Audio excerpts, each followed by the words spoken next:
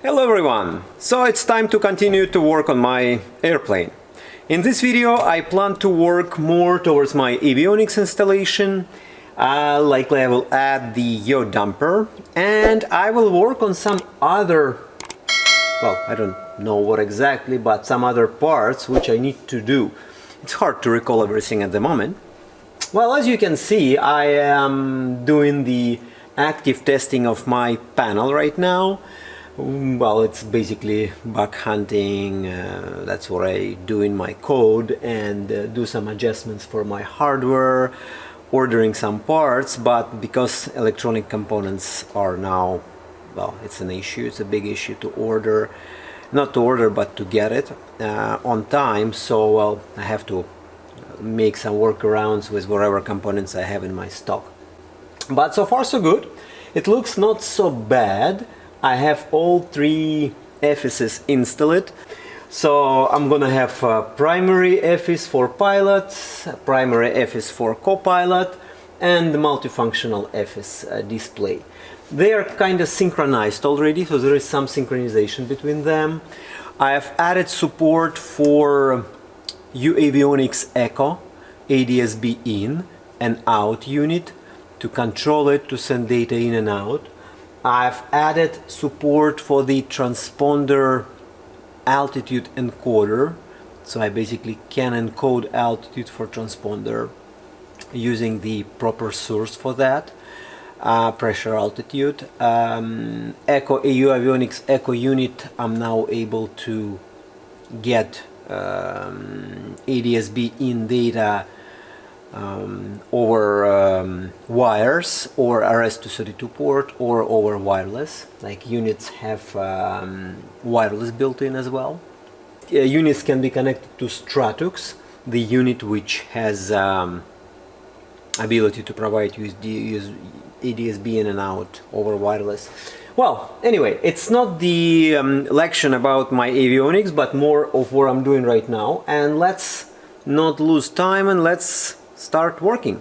Alright, so here is our yaw damper from TrueTrack, and I was asking this question on forums, Vans Air Force, but no one was able to actually show me where they installed this little tiny box. So here I will install the actual yaw servo. It's not yet here. It haven't arrived yet. So it hasn't arrived yet. So I'm just waiting for it. There is a mount which I bought from Vans, and there is a servo, and this servo will control obviously the rudder.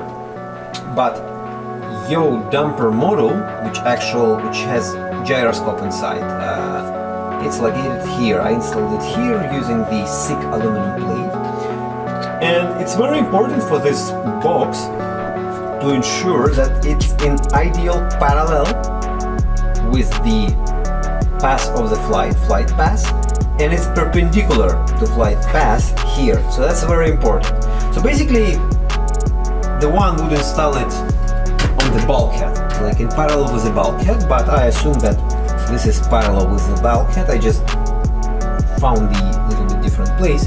It should be just fine here. So it's all safe, all pretty much strongly attached, and yeah, I will install yaw servo there, the connector for the yaw servo, and you will see it a little bit later.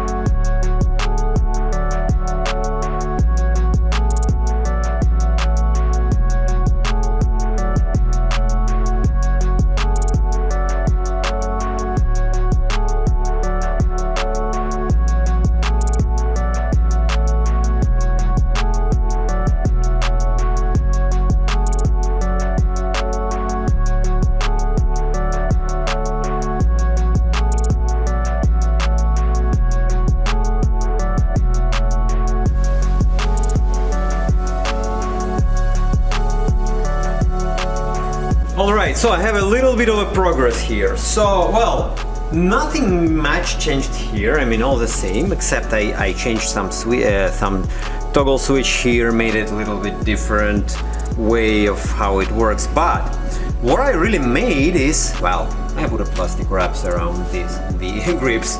Just kidding. I installed the top panel, but before that I tell you that I have painted my glare shield. I made a first step. The first step I just painted black this strut, this whatever how it's called, and my glare shield. And actually my windshield will be a little bit inside of it, so I have about half of an inch here extra painted, but it doesn't matter. Anyway, the paint which I used is, well, don't be surprised, it's a paint for the barbecue, you know, like just like black, super high temperature, wherever, out of Home Depot, 14 Canadian dollars per rattle can, and I just bought it there. It's for the barbecues. And you know, it works well. Before I put a primer, despite they say primer is not recommended, I still primed everything and after I painted it. So that's how it is. I put some sort of the edge protection here, and for now I call it done. But probably I will get some fake leather, and I'll just put here some fake leather after, and maybe on top of it I'll make still some glare shield. I don't know yet. I painted it from here as well, so it's all nice and black. Now, the top panel. The top panel from Aero Sport, it fit nicely except a few snags here, which I don't know, for some reason Aero Sport panel was like 1/8 longer than my this like cabin top, like it's some mistake or something. Anyway, I just got it, and here I just used the West System epoxy. I made it together with some silica, 406 silica, and just microfibers. I just close it, bam, that's it, it's done. Have not made a hose for the air yet, but I'll make it, it's not a big deal. On the back side I basically made those little tiny nice 2 air inlets.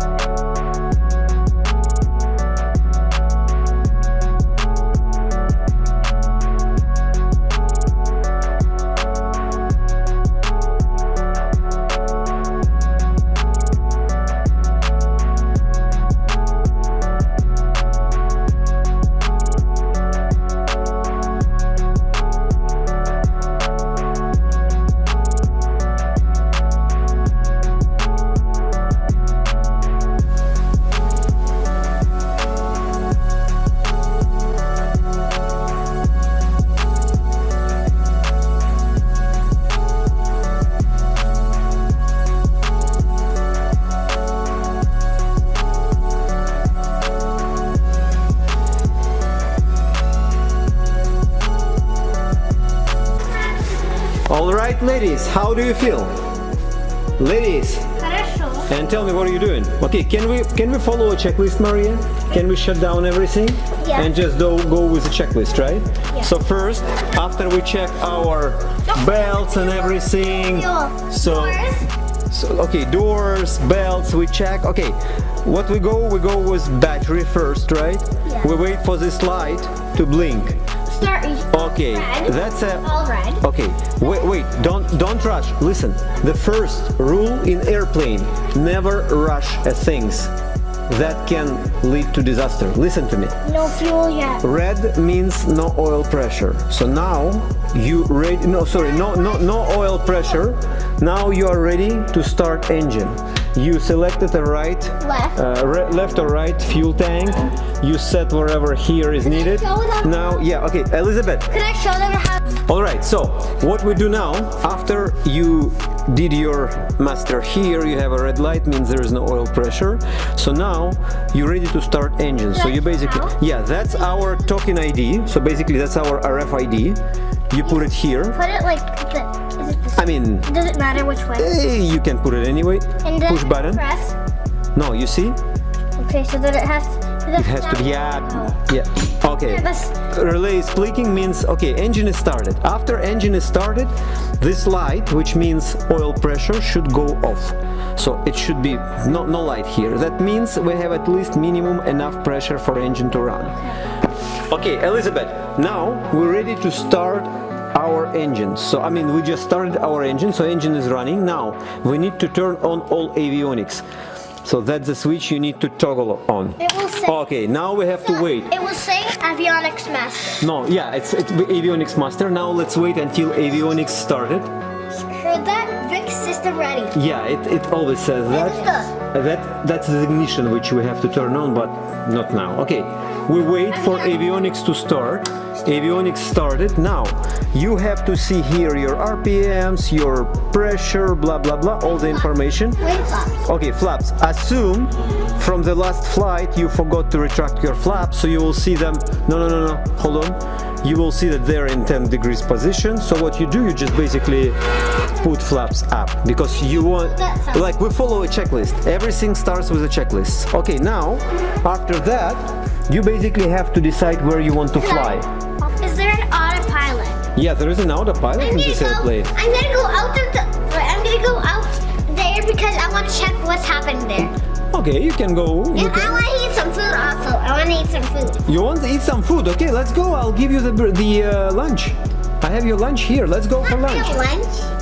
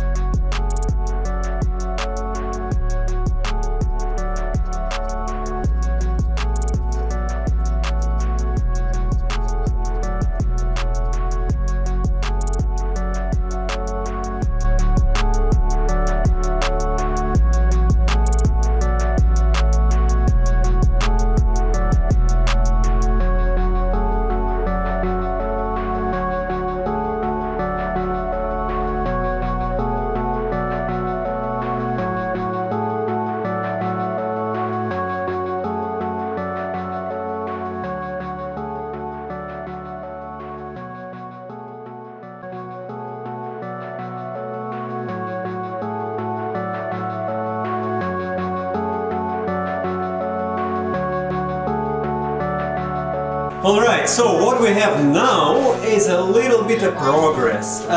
Well, first of all, what I did, I installed my Windows, as you could see, and I put some primer over.